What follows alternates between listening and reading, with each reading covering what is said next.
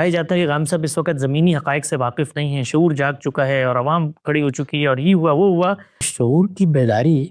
کوئی بے لگام اور بگٹٹ چیز نہیں ہوتی۔ سلامتی ہے ان آنکھوں پہ جو ہدایت پہ نظریں جمائے بیٹھی ہیں، ان کانوں پہ جو ذکر خیر کے منتظر رہتے ہیں، اور ان قدموں پہ جو ہدایت کی راہ پہ گامزن ہیں۔ اچھا غام صاحب، ایک اور بات کہی جاتی ہے، لوگ ایک فہرست بھی پیش کرتے ہیں کہ بھائی یہ دیکھو پچھلے سال یہ ہوا، 4 مہینے پہلے یہ ہوا، 6 مہینے پہلے یہ ہوا۔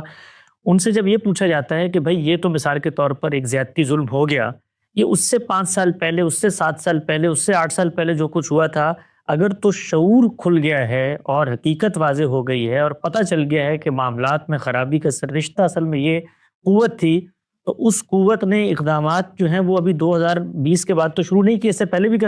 اس پر ایک خاموشی ہوتی ہے، اس پر ایک سکوت ہوتا ہے، اور کہا یہ جاتا ہے زبان حال سے کہ وہ جو کچھ کیا وہ تو انہوں نے ٹھیک کیا، اس لیے کہ وہ مجرموں کے خلاف کر رہے تھے۔ البتہ ہمارے ساتھ اگر یہ زیادتی کی گئی ہے تو یہ بڑی قانون اور آئین اور دستور کی خلاف ورزی اور انسانیت کا جس کو آپ کہتے ہیں خون ہو گیا ہے۔ تو پوچھنا میں آپ سے چاہتا ہوں، کہا جاتا ہے کہ غام صاحب اس وقت زمینی حقائق سے واقف نہیں ہیں، شعور جاگ چکا ہے اور عوام کھڑی ہو چکی ہے اور یہ ہوا وہ ہوا۔ مجھے آپ بتائیے گا کیا واقعی میں آپ کو لگتا ہے ہماری قوم میں شعور جاگا ہے؟ اس لیے کہ اگر شعور جاگا ہے تو پھر تو کنسسٹنسی کے ساتھ اس فوج کی ہر جگہ پر مداخلت کی خلاف ورزی ہو رہی ہے۔ ظاہر بات، دیکھیے بات یہ جب شعور بیدار ہوتا ہے تو ہمارے ہاں تو ہم مسلمانوں میں تو اس شعور کی بیداری کوئی بے لگام اور بگٹٹ چیز نہیں ہوتی۔ اس کے لیے ہمیں ہماری کتاب نے، ہمارے دین نے ایک معیار دیا ہے۔ وہ معیار کیا ہے؟ ذرا دیکھیے سورہ نساء میں کیا فرمایا ہے، ایمان والو یا ایھا الذین آمنوا کونوا قوامین بالقسط شہداء للہ، اللہ کے لیے سچی بات کی گواہی دینے والے بن کر رہو۔ یہ ظاہر ہے کہ صرف اپنا مقدمہ پیش کرنے کی بنیاد پر نہیں دی جا سکتی۔ اس میں آگے دیکھیے کیا فرمایا ہے، ہاں وہ تمہیں اپنے گھر والوں کے خلاف، اپنے والدین کے خلاف، اپنی ذات کے خلاف دینی پڑے۔ تو اگر شعور بیدار ہوگا تو پھر لوگ قائم بالقسط ہوں گے، پھر وہ یہ کہیں گے کہ فلاں وقت بھی یہی ہوا تھا، فلاں وقت بھی یہی ہوا تھا۔ پھر وہ جرائم کو، پھر وہ مظالم کو اپنے اور بیگانے میں تقسیم نہیں کر سکتے، یہی کریں گے۔ آپ ایک نظر ڈال کے دیکھ لیجیے کہ جن چیزوں کو ہم آج سے 10-15 سال پہلے کہہ رہے تھے کہ یہ جرائم ہو رہے ہیں، اس وقت کوئی ایک شخص بھی اس کی تائید میں زبان کھولنے کے لیے تیار نہیں تھا۔ جب طالبان بنائے جا رہے تھے، اس وقت جب میں تنقید کر رہا تھا، کون اس میں اپنی آواز ملانے کے لیے تیار؟ جب میں نے یہ کہا تھا کہ اسامہ بن لادن نے جو حرکت کی ہے، اس کے نتائج و عواقب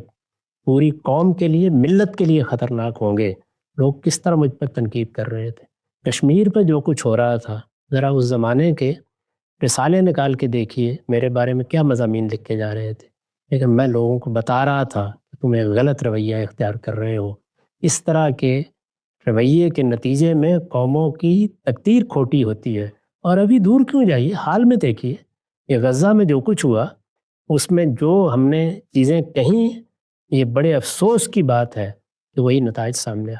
یہی بتایا گیا تھا کہ آپ نے یہ جنگ غلط وقت پر چھیڑی ہے، یہ جنگ غلط طریقے سے چھیڑی ہے، اس میں جن اخلاقی اصولوں کو پامال کیا وہ خود آپ کے پاؤں کی زنجیر بن جائیں گے۔ اور اب یہ دیکھ لیجیے کہ سارا مزاحمت کا محوری تہس نہس کر کے بڑی طاقتوں نے رکھ دیا ہے، لیکن کوئی آدمی نہیں ہے کہ جو اس کا اعتراف کرے کہ بروقت بتایا گیا تھا۔ میں اب بھی بروقت متنبہ کر رہا ہوں کہ بغاوت کے رویے، قوم کے خلاف کسی اقدام کے رویے، افواج یا اداروں کے اندر کوئی خرابی پیدا کرنے کے رویے، صرف یہ نہیں ہے کہ یہ دینی لحاظ سے غلط ہے، یہ تباہی کی ایسی دعوت ہے کہ جو یہ لوگ دے رہے ہیں وہ پھر اس کے بعد اپنے ہاتھ کاٹیں گے اور یہ کہیں گے کہ ہم نے اپنے ساتھ کیا کر۔ اچھا غام صاحب، یہ بتائیے گا، جس طرح کہ کہا جاتا ہے مثال کے طور پہ جرائم بتاتے ہوئے، حکومت ہو آج کی یا مثال کے طور پہ ریاست کے جرائم آپ کہہ لیں، باور یہ کروایا جائے کہ جی یہ جو اسٹیٹ ہے یہ تو اپنی حقیقی صورت میں قائم ہی نہیں ہے، پھر کیا امکانات باقی رہ جاتے ہیں؟ پھر تو ایک ہی امکان ہے نا کہ آپ یہ کہتے ہیں کہ اسٹیٹ اگر اپنی حقیقی روح، اپنی حقیقی اسپرٹ میں قائم نہیں ہے، ادارے کام نہیں کر رہے، عدالتیں اس طرح سے کارآمد نہیں ہیں، تو پھر اس کا مطلب یہ ہے کہ اس وقت ہم اسٹیٹ لیس سوسائٹی میں ہیں اور ہمیں اٹھ کر پھر اقتدار سنبھالنا ہے۔ تو اس کا تو مطلب یہ ہوا کہ ہم خود بھی، اپنے ماننے والوں کو بھی اور ان قوتوں کو بھی دعوت دے رہے ہیں کہ آپ آئیے، کیونکہ ہماری ریاست ختم ہو چکی ہے، اس کی کوئی حقیقت نہیں رہی، تو اب جس کا بس چلتا ہے وہ آئے اور وہ یہ طاقت کر کے اس پر قابض ہو جائے۔ تو پھر آگے بڑھ کے ہمیں اون کرنا چاہیے نا کہ ہم تو پھر بغاوت کے علمبردار ہیں, ہم چاہتے ہیں کہ بغاوت ہو. آپ سے اب ہم یہ سوال کرتے ہیں کہ یہ سب جرائم موجود ہیں, ان کے بعد کیا کرنا ہے؟ تو اس پہ آپ یہ کہتے ہیں کہ اس کے بعد آپ نے تدریج کا رستہ اختیار کرنا ہے, جس کو یہ کہا جاتا ہے یہ تو اصل میں ان کی سپورٹ ہے. تو اگر یہ ان کی سپورٹ ہے تو وہ جو دوسرا بیانیہ ہے وہ تو پھر باغیوں کی سپورٹ ہوئی نا. ظاہر ہے یہی ہوگا. یعنی پھر تو صحیح طریقہ یہ ہے نا کہ آپ اس ملک کو چھوڑیے, آپ اسی طرح لشکر بنیے اور جا کر آپ بھی طالبان کے ساتھ شامل ہو جائیے اور پھر ایک نیا حکومت کا نظام قائم کر لیجیے. یعنی جس وقت آپ ریاست کے بنے ہوئے نظام کو, اس کو رسول اللہ نے اس طرح بیان کیا ہے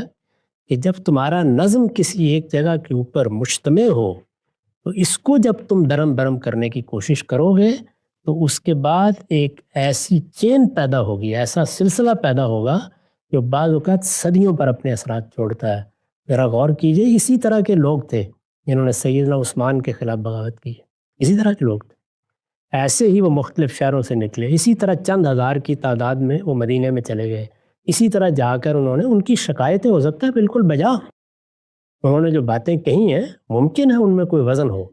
اگرچہ تحقیق سے معلوم ہو جاتا ہے کہ وہ بے معنی باتیں تھیں اور زیادہ تر ایسے ہی ہوتا ہے, لیکن میں تھوڑی دیر کے لیے مان لیتا ہوں برسبیل تنزل انہوں نے کیا اور اس کا نتیجہ کیا نکلا.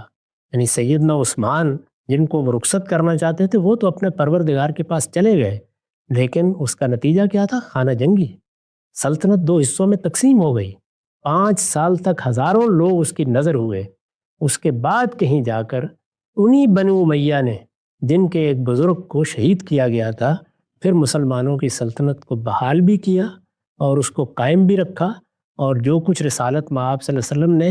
ہمارے لیے ایک موقع پیدا کر دیا تھا ایک مسلمان قوم کی حیثیت سے, اس کی بنیادیں قائم کی. اب ظاہر ہے کہ ایک چیز آپ کے مثالی تصورات ہوتے ہیں, جس وقت وہ پریکٹیکل زندگی میں جاتے ہیں آپ نے دیکھا ہے کہ خود ان لوگوں سے بات کی جائے تو یہ اپنے لیے 10 عذر پیش کریں گے. اگر یہ کہا جائے کہ مثالی رویے تو یہ ہے, مثالی تقاضے تو یہ ہیں, تو وہاں یہ ہوتا ہے کہ انسان ہے نا, یہ تو نہیں ہو سکتا, ہم پیغمبر تو نہیں ہو جاتے. لیکن جب ماضی پر غور کریں گے اور حال پر غور کریں گے دوسروں سے یہی تقاضے کرتے ہیں. اس لیے میرے نزدیک میں بہت ادب کے ساتھ یہ عرض کروں گا, علم و استدلال کا رویہ اختیار کیجئے.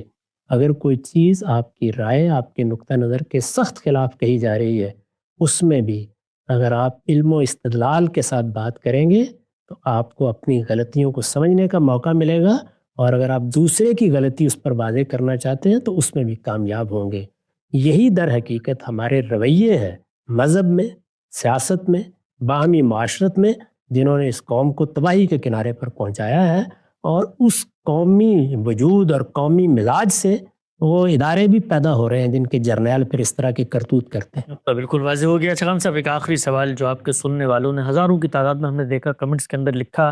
کہ بھائی گاندھی صاحب سے بڑی محبت ہے, بڑا ان کا احترام کرتے ہیں, دین کو غور و فکر سمجھنے کے لیے ہم بے دینی کی دنیا میں تھے, ایک جدید پڑھے لکھے ذہن کو مذہب سے کنیکٹ کر دیا ہے, اپنے عصر حاضر سے متعلق کر دیا ہے. وہ اگر تھوڑا سا یہ رحم فرمائیں کہ ان موضوعات پہ گفتگو نہ کیا کریں, لب کشائی سے پرہیز کریں, جن کو سننے کے بعد عوام کے اندر ان سے ایک طرح کی نفرت یا ان سے عدم تعلق پیدا ہوتا ہے, بالخصوص پاکستان کے جو حالات ہیں, یا مثال کے طور پہ انہوں نے بنو امیہ پہ اور سید علی کی کشمکش پہ بات کی, یا مثال کے طور پہ فلسطین کے معاملے پہ, اس پہ مسلمانوں کے جذبات جو ہیں وہ کافی ہرٹ ہوتے ہیں. تو ہم غامدی صاحب سے یہ درخواست کرتے ہیں کہ خدا را ان موضوعات کو زیر بحث نہ لایا کریں. تو غام صاحب